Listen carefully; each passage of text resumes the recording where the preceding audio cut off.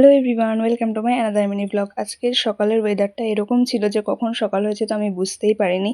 একদম ভোর রাত থেকে প্রচণ্ড ঝড় বৃষ্টি হয়েছে, আর সকালেও এরকম অন্ধকার হয়েছিল যে আমি বুঝতেই পারিনি কখন এত বেলা হয়ে গেছে, তাই উঠতেও আজকে বেলা হয়ে গেছিলো। আর আগের দিন যেহেতু ঝাপান ছিল, ঝাপানে কিন্তু একটা পাঠা পুজো দেওয়া হয়েছিল ক্লাবের তরফ থেকে, তো সেটাই ক্লাবের সমস্ত মেম্বারদের মধ্যে ভাগ হয়েছিল। তো আমার বড় কিছুটা পেয়ে বাড়িতে নিয়ে এসেছিলো, আর সেটা রান্নার দায়িত্ব দিয়েছিল আমার ওপর। তো অনেকক্ষণ ধরে আমি প্রায় 1.5 ঘন্টা ধরে কিন্তু সুন্দর করে কষিয়ে নিয়েছিলাম, দেন অল্প অল্প করে জল দিয়ে সেদ্ধও করে নিয়েছিলাম। কালারটা খুব সুন্দর চলে এসেছিলো, আর দারুণ গন্ধও বেরোচ্ছিলো, যেটা তো ক্যামেরার ওপর থেকে তোমরা বুঝতে পারবে না।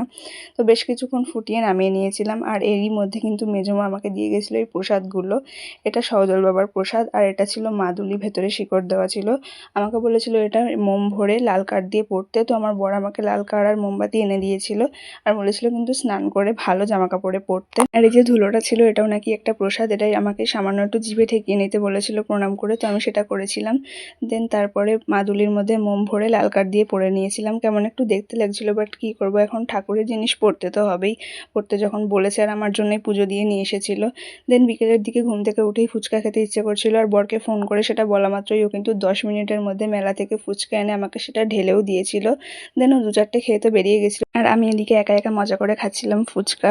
আমার তো বিকেল হলেই ফুচকা খেতে এখন খুব মন করে, আর তোমাদের কার কার আমার মতো বিকেল হলেই ফুচকা খেতে মন করে কমেন্ট করো।